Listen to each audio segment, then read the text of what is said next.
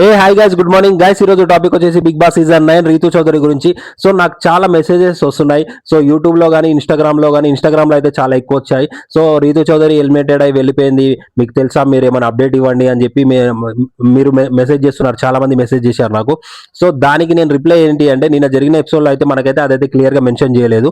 So ఈ రోజు వచ్చేసి సండే, ఈరోజు ఎపిసోడ్ వస్తే కానీ మనకు కన్ఫామ్గా తెలియదు. కానీ చాలా మంది రీతు చౌదరి వచ్చేసి ఎలిమినేటెడ్ అయి వెళ్ళిపోయింది, చాలా హ్యాపీ అని చెప్పి కొంతమంది అన్ఫేర్ ఎలిమినేటెడ్ అని చెప్పి చాలా మంది సపోర్ట్ చేస్తున్నారు, కొంతమంది సపోర్ట్ చేయట్లేదు. కానీ నాకు తెలిసింది ఏంటంటే, ఒకవేళ మీరు అన్నట్టు నిజమై రీతు చౌదరి ఎలిమినేటెడ్ అయి వెళ్ళిపోయింది అనుకో, అసలు బిగ్ బాసే బేకార్ అని చెప్పి నా దృష్టిలో నేను అనుకుంటాను. ఎందుకనంటే తను మొన్న జరిగిన టాస్క్లో వచ్చేసి ఇమ్మాన్యుయల్ని, కళ్యాణ్ ఇద్దరిని ఓడించి తను గేమ్ మస్తు ఆడింది. నెక్స్ట్ వచ్చేసి కళ్యాణ్తో లాస్ట్ వరకు టాప్ త్రీలో ఉండి లాస్ట్ వరకు పోరాడి టాప్ 2 వరకు చేరుకుంది. ఆ విషయం దృష్టిలో పెట్టుకొని ఎవరైనా ఎలిమినేటెడ్ చేస్తారా? ఒక్కసారి మైండ్ ఉన్నంతో ఒకసారి ఆలోచించు. ప్రతి ఒక్కరు, తనకి సెలబ్రిటీస్ కూడా సపోర్ట్ ఉన్నారు.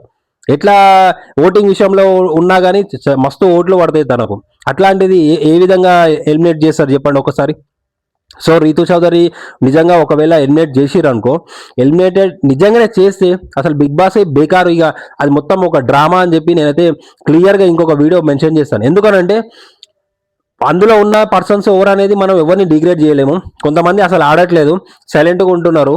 అయినా కానీ వాళ్ళని పెట్టడం ఏంది, రీతు చౌదరిని తీసేయడం ఏంది? నిజంగా అయితే అది నిజమే అయితే అది అన్ఫేర్ ఎలిమినేటెడ్, అసలు బేకార్ బిగ్ బాస్ సీజన్ అయినా అని చెప్పి నేనైతే ఖచ్చితంగా వీడియో చేశాను.